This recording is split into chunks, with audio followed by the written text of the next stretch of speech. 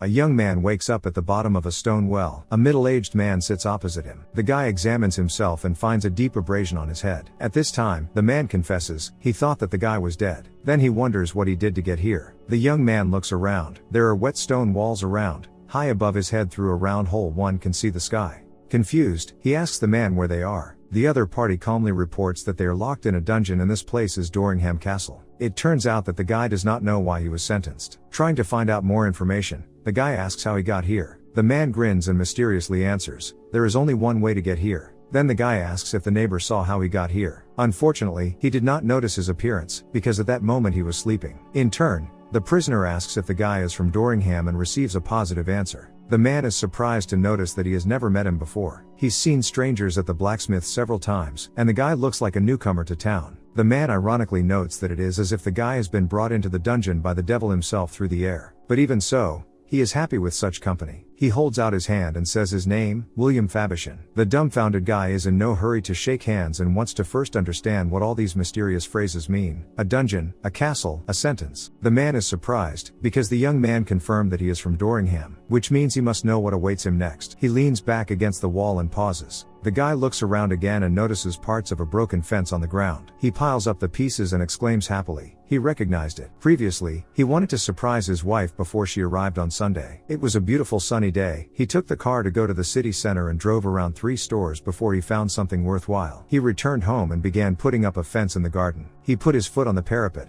and there was sleet. The fence broke and he fell into the well. And that's how he ended up here, in his backyard garden. The man does not believe his story and calls him a madman. The guy starts to get angry and asks the other party what he forgot on his land. The man laughs dumbfounded, not believing that the castle belongs to this storyteller. The guy continues the interrogation and asks how long the man has been in his well. He replies that he has been here since last night. Then the young man declares that the man can no longer be in his garden. He tries to reason with the guy and says that he was upstairs and the dungeon is in the courtyard of the castle. For several centuries there has been nothing but stone walls. Suddenly, a dog barks from above. The guy starts calling his dog Spocky, but gets no response. The older man looks at his neighbor with pity, thinking that he is crazy. The guy notices iron brackets sticking out of the wall and tries to get to them on his own, but he doesn't succeed. Then he asks the man for help and promises to throw a rope down to him when he gets out of the well. To this, his neighbor laughs sadly and tells that there are 3 more dungeons surrounded by high walls. The guy must have been unconscious when they carried him here, so he did not see that each door was heavily guarded. Guards constantly walk around the castle grounds with dogs and crossbows, and any attempt to escape is madness. The guy refuses to believe in the man's nonsense and is sure that it was his dog that was barking upstairs. He knows this place well, having lived in this house for 7 years. The guy again asks for help, but the man,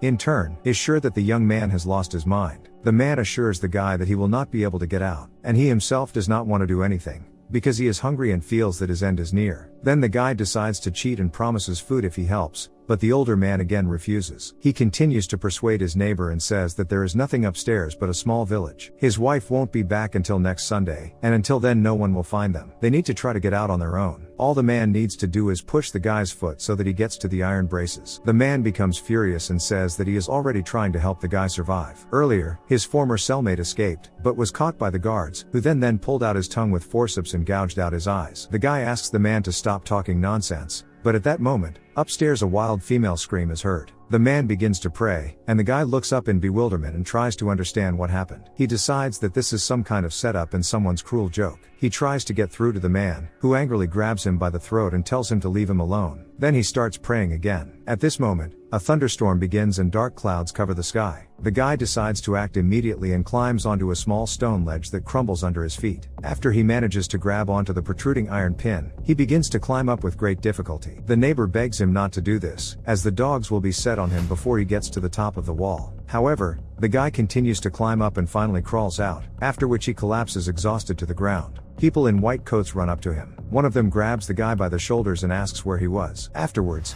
he runs to the well and sees the second man below. The orderly orders to inform Dr. Greenberg that both missing people have been found, and he asks to take a rope with him. It turns out that the whole hospital is looking for them since morning. Soon a doctor arrives and tries to find out how the well was opened. The orderlies explain that the cover was removed last week, and a new one has not yet been delivered. Angry doctor orders not to let patients out into the yard until the well is closed. The guy starts talking about his wife Sarah, but the orderlies take him away away. The second man asks if he will be tortured. The doctor laughs and promises that he will not torture him, but simply escorts him to his room. They pass through the lawn on which the patients of the psychiatric clinic walk alone, and from time to time one of the women emits heartrending cries. And an elderly man, standing on all fours, very lifelike, barks like a dog.